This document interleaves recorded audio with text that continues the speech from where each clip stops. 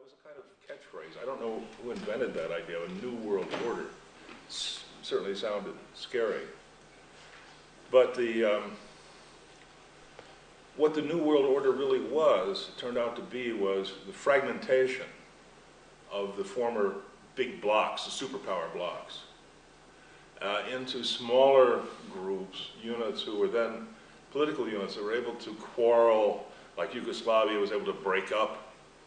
You know, once the wall came down, it could never have broken up before, you know, Germany was reunited, and when there was still a Soviet Union, or the United States as a particular kind of superpower. So this fragmentation, this destruction of monoliths into fragmentary parts, and how, you know, again thinking of structure and space, what kind of structure, what kind of order, because that's what it's about.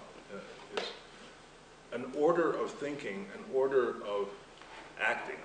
Excuse me.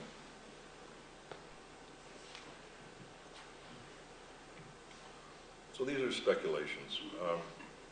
Each one has a story, but I'd rather, just for the moment, just put them in a general category of transformation through fragmentation and, you know, reassemblage. Okay, so these are all explorations of those kinds of ideas in various forms.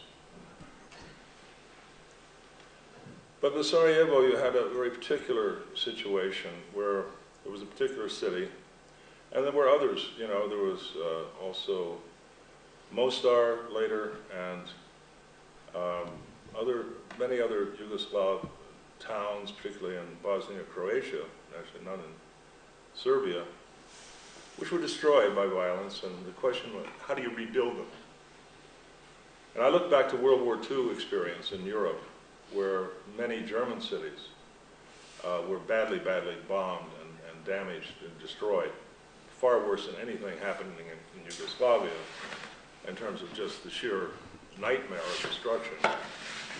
But how did the Germans and their friends and manage the reconstruction of these cities? And I felt that there was too much emphasis in those reconstructions in the 50s and 60s on replacing what had been lost. You know, kind of building it back as though the war had never happened.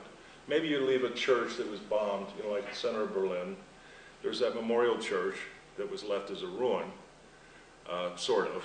Actually, it wasn't, but it kind of looks like it's a ruin. It's kind of fake ruin. And, you know, everything else is supposed to look normal, like nothing had ever happened, like there was no real social transformation, right?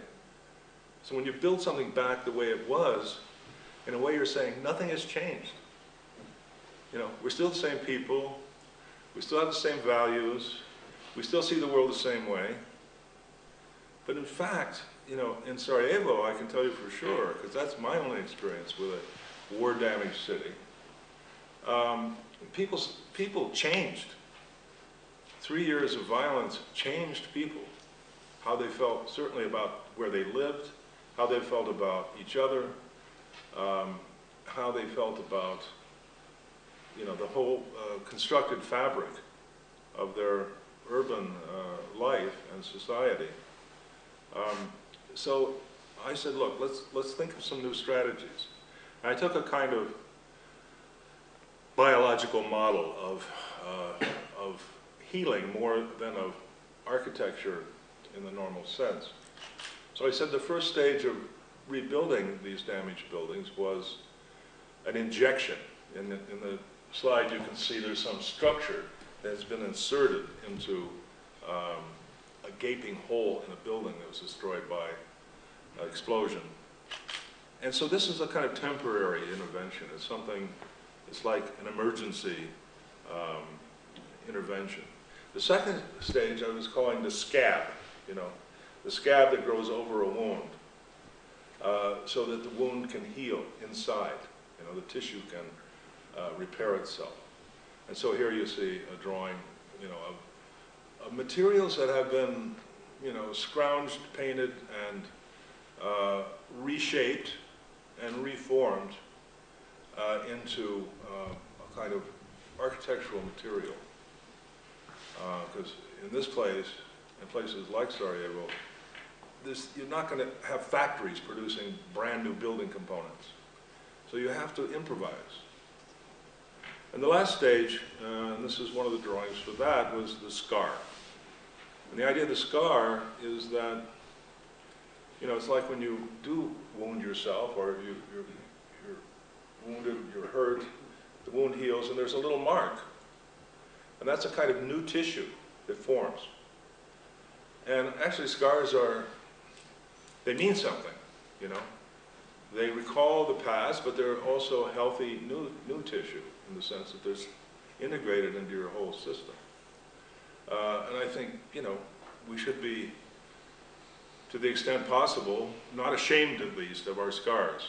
You know, they testify to our life and the fact that we've lived, and so the city should have the same quality. So they're carefully made. It's not just ad hoc construction. It's precise. It joins with existing materials, you know, in a considered and disciplined way. It's careful, but it's also new. It's a scar tissue. And some models were built of that, of some buildings in Sarajevo. I'll just show you, you know, what the models look like, because in a sense, the drawing, while one has a great deal of freedom with drawing because you're controlling everything, when you start to make three-dimensional models, of course, you know, you get other people involved, and there's a transformation. So between the drawing and the model is already a big transformation. To go from two-dimensional to tactile, three-dimensional. You have to transform the idea. And so this was like the other side, it's a sectional model viewing one of these interior, this new kind of spatial tissue in the reconstructed Sarajevo. And there are other examples. I'll just go through them quickly. Just I don't want it to be drawn out too much here, so we have time for questions. But well, I just went too fast by that. On the right, you see the Parliament building. That was the former Secretariat building of the Bosnia and Herzegovinian Parliament, their government.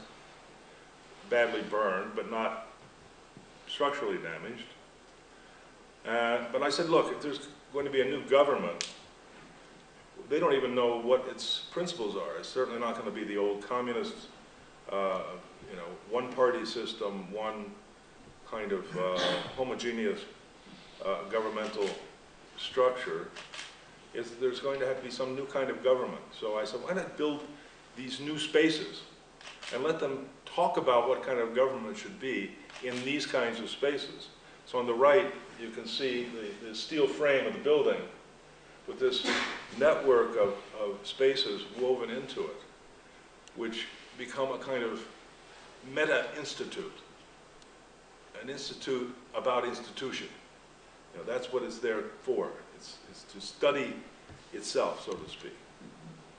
And again, the colorful piece on the left, just about how materials could be reused, reassembled to make walls and structures, such as appear in this exterior view of the building. The last, I think, no, next to last example from Sarajevo is the office building of the electrical company of Bosnia and Herzegovina, also very badly damaged.